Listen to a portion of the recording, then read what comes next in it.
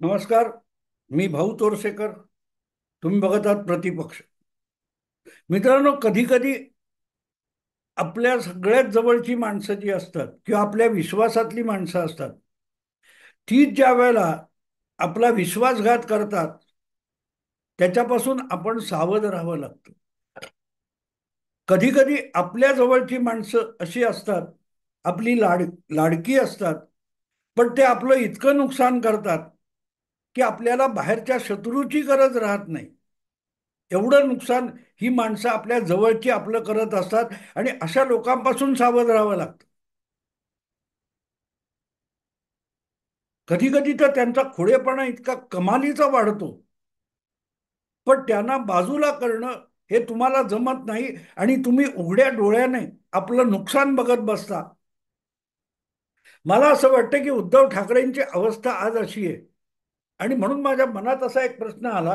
हे काही मी आता जो विषय तुम्हाला सांगणार आहे, की अशी माणसं नेमकी शोधून शोधून आणणं जी आपलं हक्काने हुकमी नुकसान करतील, अशी माणसं शोधून आणणं हे खरोखरच धक्कादायक असतं मित्रांनो. बाळासाहेबांनी शिवसेना उभारली तर जीवनाच्या वेगवेगळ्या क्षेत्रातली अशी माणसं गोळा केली होती की जी राजकारणात नव्हती, पण आपापल्या क्षेत्रामध्ये कमी अधिक प्रमाणात जे यश संपादन केलं होतं, त्यांच्या योगदानावर एक संघटना उभी राहू शकते आणि त्या संघटनेच्या बळावर पुढल्या काळात एक दणदणीत चांगला राज्यव्यापी राजकीय पक्ष उभा राहू शकतो. तेव्हा ओळखून बाळासाहेबांनी मनोहर जोशी, नवलकर, सुधीर जोशी, वामनराव महाडिक, दत्ताजी साळवी वेगवेगळ्या क्षेत्रातली माणसं आहेत. दत्ताजी साळवी स्वातंत्र्य चळवळीतले सत्याग्रही म्हणून मार खाल्लेले, कामगार क्षेत्रामध्ये काम केलेले. मनोहर जोशी शिक्षण क्षेत्रामध्ये किंवा बिझनेस म्हणून यशस्वी झालेले. नवलकर अतिशय यशस्वी असे प्रशासकीय अधिकारी म्हणून एका मोठ्या आंतरराष्ट्रीय कंपनीत काम केलेले. या सगळ्यांना आणून राजकीय नेता बनवून एक भरभक्कम अशी शिवसेना ही संघटना बाळासाहेबांनी उभी केली. पुढल्या काळात जे कार्यकर्ते म्हणून गोळा झाले होते, त्यामध्ये दिवाकर रावते असतील, सुभाष देसाई असतील, तुमचे गजानन कीर्तीकर असतील, गजाभाऊ वर्तक असतील, आनंद दिघे असतील, गणेश नाईक असतील, अशी पुढच्या पुढच्या पिढीतली गुणी माणसं हुडकून त्यांना मोक्याच्या जागी बसून त्यांच्यातली गुणवंत नियंत्रित आणि काय म्हणत त्या चॅनेलाइज करून बाळासाहेबांनी शिवसेना हा एक भरभक्कम संघ पक्ष बनवला. दुसरीकडे उद्धव ठाकरे यांनी तीच शिवसेना रसातळालाच घेऊन जातील अशी माणसं कुठून कुठून कुठल्या खाणीतून हिरे मांडकं निवडून आणली असा प्रश्न कधी कधी पडतो. कोणाला वाटेल मी संजय राऊत यांच्याबद्दल बोलतो. नाही मित्रांनो, संजय राऊत हे त्यापैकी एक रत्न आहे. म्हणजे अकबराच्या दरबारामध्ये म्हणे 9 रत्न होती वेगवेगळ्या क्षेत्रातली, गायन, बुद्धी वगैरे वगैरे, चतुराई, चाणक्षपणा वगैरे. उद्धव ठाकरे यांच्या नजदीकी जी काही रत्न आहेत एकापेक्षा एक, ही कुठल्या खाणीतून ही हिरे माणकं आणलीत असा म्हणूनच प्रश्न पडतो, की जी आपापल्या परीने शिवसेना पक्ष आणि तिचं राजकारण रसातळाला घेऊन जाण्यासाठी अखंड प्रयत्नशील असतात. दुसऱ्या कोणी यांची बदनामी करायची गरजच नसते. कुठच्याही पक्षाचा नेता प्रवक्ता हा त्या पक्षाची जनमानसातली प्रतिमा निर्माण करणं, उंचावणं आणि अधिक चमकदार बनवणं यासाठी नेता किंवा प्रवक्ता बनलेला असतो. पण उद्धव ठाकरे यांच्या पक्षातले अनेक नेते आणि प्रवक्ते असे आहेत की ते आपापल्या परीने शिवसेना, तिचं चरित्र आणि तिचा चेहरा डागाळला कसा जाईल यासाठी अखंड प्रयत्नशील दिसतात.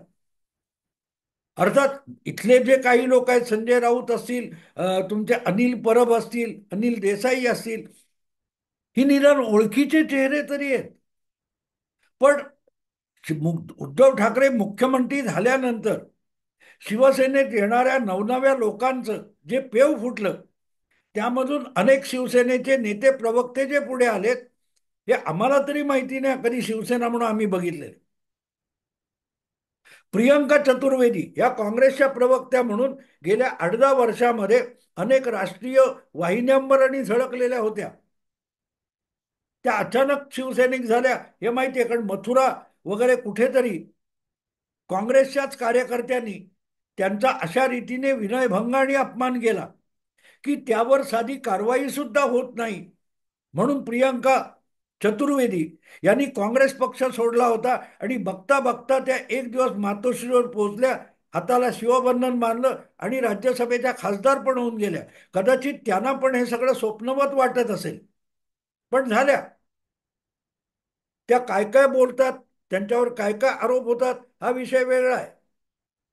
एकदा कुठच्या तरी वाहिनीवर डिबेटमध्ये भाग घेताना प्रियंका चतुर्वेदी नशेत धुंद होत्या असा आरोप झाला आणि सोशल मीडियात त्याच्यावर नको तितकी चर्चा झाली. त्यातून शिवसेनेची किंवा उभाठा शिवसेनेची प्रतिमा किती उंचावली देव जाणे. पण असेच लोक उद्धव ठाकरे कुठून निवडून आणतात की ज्यांच्यामुळे शिवसेनेची प्रतिमा उंचावण्यापेक्षा अधिकाधिक डागाळत जाईल. अशीच गुणवत्ता किंवा असे जे काय चाळे ज्यांच्याकडे आहेत, ही माणसं निवडण्याची उद्धव ठाकरेंची क्षमता म्हणूनच अद्भुत आहे असं म्हणावं लागतं. आज मी हा विषय सांगतोय कारण अलीकडल्या काळात वेगवेगळे एक कोण किशोर तिवारी नावाचे एक प्रवक्ते आहेत. ते वेगवेगळ्या हिंदी चॅनेलवर, मराठी चॅनेलवर, इंग्लिश चॅनेलवर इतके अकलेचे तारे तोडत असतात की शिवसेना उबाठा या पक्षाची वेगवेगळ्या चॅनेलवर खिल्ली उडवण्यासाठीच किशोर तिवारी यांना ह्या चॅनेलवर बोलवलं जातं की उरलेल्या इतर पक्षांच्या, मित्र पक्ष असोत शत्रू पक्ष असोत, त्या इतर पक्षांच्या प्रवक्त्यांकडून टाइमपास करायला किशोर तिवारी हे खूप उपयोगी ठरतात. म्हणूनच बहुतेक चॅनेलवर किशोर तिवारी यांना बोलवलं जातं की काय अशी मला शंका येते. इथे काही त्यातलं सांगायची गरज नाही. ज्यांना हौस असेल त्यांनी सोशल मीडिया थोडा चाळला तरी किशोर तिवारी हे किती महान कॉमेडी किंग आहेत हे सांगायला नको. पण एक काल परवा व्हिडिओ मला असा बघायला मिळाला की मला खरंच आश्चर्य वाटलं मित्र, खरंच आश्चर्य वाटलं. कुठल्याही पक्षाचा आपल्या पक्षाचा प्रवक्ता स्वपक्षावर जे आरोप होतात किंवा त्याची प्रतिमा डागाळण्याचा प्रयत्न होतो तो साफसुथरा करणं, धुवून पुसून काढणं यासाठी प्रवक्ते पदाची जबाबदारी घेत असतो.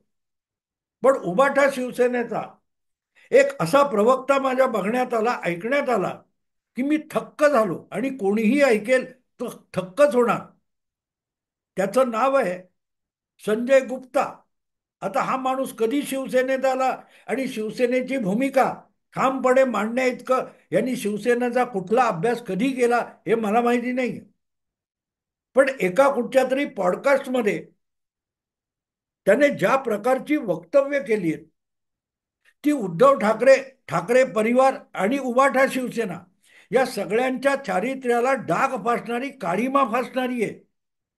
म्हणजे दुसऱ्या कोणी असे आरोप केले असते तर उबाठा शिवसेनेचा प्रवक्ता म्हणून ते साफसूफ करणं, स्वच्छ करणं हे काम संजय गुप्ता यांनी शिवसेना उबाठाचा प्रवक्ता म्हणून करायला पाहिजे होते. पण दुर्दैव असं की समोर कुठलाही प्रवक्ता नव्हता. कुठल्या तरी एका पॉडकास्टचा जो अँकर होता, संपादक होता, तो मुलाखत घेतोय आणि त्यामध्ये हा संजय गुप्ता नावाचा उबाठाचा प्रवक्ता शिवसेनेची अब्रू अक्षरशः धिंडवडे काढल्यासारखी लक्तर करून वेशीवर टांगतोय. शिवसेना बुडवली कोणी, तर जी काही 3-4 नावं त्यांनी सांगितली त्यामध्ये त्या प्रियंका चतुर्वेदी यांचं नाव आहे. चतुर्वेदी वगैरेंनी हे बुडवलं. त्या अर्थातच ती मुलाखत घेणाऱ्या संपादकाने त्यांना विचारलं की मग तुम्ही ही गोष्ट पक्षप्रमुखांच्या नजरेत का आणून देत नाही. तर तो प्रवक्ता म्हणतो की आमची पक्षप्रमुख अशी भेटच होऊ शकत नाही, पण आम्ही ज्यांच्या विरुद्ध तक्रार करणार त्या तक्रारी कितीही केल्या किंवा कितीही पोचवण्याचा प्रयत्न केला तरी त्याच्याकडे दुर्लक्ष होतो. कारण प्रियंका चतुर्वेदी यांची पहुच बेडरूम पर्यंत आहे. मित्रांनो, बेडरूम हा शब्द, बेडरूम पर्यंत पोहोच या शब्दाचा अर्थ सभ्य होत नाही मित्रांनो, सुसंस्कृत होत नाही. किचन पर्यंत म्हणतात, स्वयंपाकघरापर्यंत, चुलीपर्यंत. याचा अर्थ एखाद्या कुटुंबाशी तुमची किती जवळीक आहे हे दाखवण्यासाठी तुमची धाव चुलीपर्यंत आहे असं म्हटलं जातं. तुमची पहुच चुलीपर्यंत आहे म्हणजे त्या नेत्याच्या कुटुंबापर्यंत, त्याच्या पत्नीपर्यंत तुम्ही विश्वास संपादन केलाय असा अर्थ लावला जातो. हे किचन कॅबिनेटचे आहेत. किचन कॅबिनेटचे आहेत याचा अर्थ अगदी परिवाराचा एक घटक आहे असा चांगला अर्थ काढता येतो. पण जेव्हा बेडरूम हा शब्द वापरला जातो तो चांगला अर्थ नसतो मित्रांनो. आणि हे सांगणारा प्रियंका चतुर्वेदी यांची पहुच ही मातोश्रीच्या बेडरूम पर्यंत आहे असं जेव्हा संजय गुप्ता नावाचा उबाठाचा प्रवक्ता सांगतो, तेव्हा तो उद्धव ठाकरे यांच्या पक्षाची यथेच्छ निंदा नालस्ती करत असतो, त्याला काळीमा फसत असतो, डांबर फासत असतो. आणि स्वपक्षावर असा काळीमा फासणारा प्रवक्ता उद्धव ठाकरे कुठून आणू शकतात, कुठून शोधून आणतात, हा म्हणूनच प्रश्न पडतो. आपल्याकडे म्हणतात ना, खाणीत हिरे मिळतात, रत्न माणकं मिळतात. यासारखी गुण उधळणारी आणि स्वपक्षाची यथेच्छ निंदानालस्ती करून त्याची प्रतिमा डागाळणारी माणसं उद्धव ठाकरे कुठून शोधतात. म्हणजे बाकी जे काय पक्षाला हास्यास्पद बनवायचं ते काम सुषमा अंधारे आणि संजय राऊत यशस्वीरित्या करत असतात. पण ते लोक शक्यतो मराठी माध्यमापुरते मर्यादित आहेत. हिंदी माध्यमामध्ये किंवा इंग्रजी राष्ट्रीय माध्यमामध्ये उबाठा शिवसेनेची, उद्धव ठाकरे यांच्या परिवाराची बदनामी करण्यासाठी ही असली संजय गुप्तासारखी माणसं उद्धव ठाकरे कुठून आणि कशी शोधून आणतात हा म्हणून प्रश्न पडतो. कारण संजय गुप्ता हे एकटेच हिंदी माध्यमात झळकणारे उबाठाचे प्रवक्ते नाहीत. अनेकदा पक्षाच्या उपनेत्या वगैरे काय म्हणून प्रियंका चतुर्वेदी सुद्धा प्रवक्त्याच्या भूमिकेत अनेक इलेक्ट्रॉनिक चॅनेलवर जात असतात. म्हणजे एका अर्थाने संजय गुप्ता असो किंवा प्रियंका चतुर्वेदी असो, ही दोन्ही अमराठी माणसं उबाठा शिवसेनेमध्ये प्रवक्ता म्हणूनच काम करत असतात. राष्ट्रीय भाषेमध्ये किंवा हिंदी भाषेमध्ये, हिंदी माध्यमामध्ये पक्षाची प्रतिमा चांगली करावी यासाठीच असे हिंदी भाषिक प्रवक्ते उद्धव ठाकरे यांनी नक्की नेमलेले असतील किंवा त्यांच्या जवळीक असलेल्या इतर नेत्यांनी नेमलेले असतील. पण आपण नेमलेले हे प्रवक्ते नेते प्रत्यक्षात त्या हिंदी माध्यमामध्ये काय नेमके गुण उधळतात हे बघायला तरी कोणी शिल्लक आहे का हा प्रश्न म्हणून पडतो. कारण नाही तर तुमच्याकडून काय ते अधिकार पत्र घ्यायचं नेता प्रवक्ता म्हणून, आणि ज्या कामासाठी तुम्हाला नेमलेलं आहे किंवा ओळखपत्र दिलेलं आहे तुम्ही त्याच्या नेमकं उलटं वागून पक्षाला फार बेअब्रू करून टाकायची, पक्षाची अब्रू धुळीस मिळून टाकायचं, असं जर कोणी नेता प्रवक्ता वागत असेल तर त्याच्यावर कारवाई करणं हे पक्ष नेतृत्वाचं किंवा पक्षाच्या इतर नेत्यांचं काम आहे. नेतृत्वाला हा सगळ्या गोष्टीत बघायला वेळ असेलच असं नाही. पण निदान पक्षाचे इतर नेते आहेत, उबाठा शिवसेनेचे जे इतर नेते आहेत किंवा उद्धव ठाकरे यांच्या अतिशय जवळचे मानले जाणारे नेते आहेत, त्यांनी अशा गोष्टी होत असतील तर त्या उद्धव ठाकरेंच्या नजरेला आणून दिल्या पाहिजे. पण हे आपण खाजगीत बोलत नाही. शक्यतो अशा गोष्टी बेडरूम पर्यंत कोणाची कुठच्या महिला नेत्याची पोच आहे असं जेव्हा संजय गुप्ता म्हणतात तेव्हा अशा गोष्टी बोलल्या जात नाही असं नाही. सगळ्या पक्षामध्ये आतमध्ये असलेले नेते गुपचूप अशी कुजबूज माध्यमांपर्यंत किंवा शत्रू पक्षांपर्यंत जाणीवपूर्वक पोचवत असतात. कुठल्याही पक्षामध्ये, राजकीय पक्षामध्ये नेत्यांमध्ये जो संघर्ष चालतो, असूया चालते किंवा एक दुसऱ्याला बदनाम करण्यासाठी अशा स्वरूपाच्या अफवा सुद्धा पिकवल्या जातात, कंड्या पिकवल्या जातात. पण उघडपणे आपल्यावर बालंट येऊ नये, उद्या पक्षाचा वरवंटा आपल्यावर फिरू नये म्हणून अशीच कुजबूज पसरवणारी जी माणसं असतात ती जाहीररित्या बोलत नाहीत, कुठल्या ना कुठल्या सूत्रांकडून या गोष्टी सोडून देत असतात. पण इथे तसं झालेलं नाही. संजय गुप्ता नावाचा उबाटा शिवसेनेचा प्रवक्ता हा राजरोसपणे एका युट्यूब चॅनेलला मुलाखत देतोय आणि आपल्या वरिष्ठ नेतृत्व कसं चांगलं आहे हे गुणगान करताना सुद्धा त्या वरिष्ठ नेतृत्वापर्यंत आपली पोहोच नाहीये आणि ज्यांची पोहोच आहे तेच पक्षाला बुडवत आहेत. म्हणजे प्रियंका चतुर्वेदी या आपल्या पक्षाला बुडवत आहेत ही तक्रार संजय गुप्ता त्या व्हिडिओमध्ये करतो. आणि प्रियंका चतुर्वेदी या महिला नेत्या असूनही त्यांची पहुच बेडरूम पर्यंत आहे हा जो शब्द त्याने वापरलाय हा अत्यंत खटकणार आहे. आणि दरम्यान याच विषयावर सध्या दावोसच्या निमित्ताने चर्चा सुरू आहे मराठी माध्यमामध्ये. मराठी माध्यम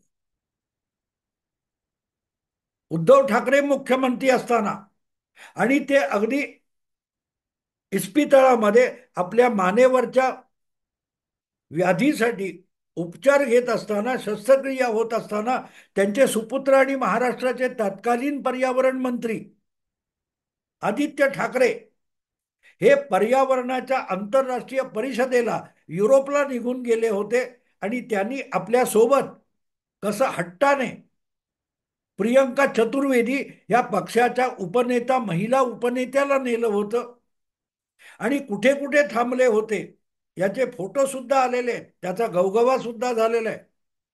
सांगायचा हेतू असा की ज्या वेळेला संजय गुप्ता सारखा तुमच्याच पक्षाचा एक प्रमुख प्रवक्ता मुलाखत देऊन ज्या महिला नेत्यावर प्रवक्त्यावर आणि खासदारावर बेडरूम पर्यंत पाहूच असा शब्दप्रयोग करतो आणि त्यानंतर हे फोटो जाणीवपूर्वक बाहेर काढले जातात तेव्हा पक्षाची प्रतिमा मलिन व्हायला बाहेरच्या कुणा शत्रूची गरज उरत नाही.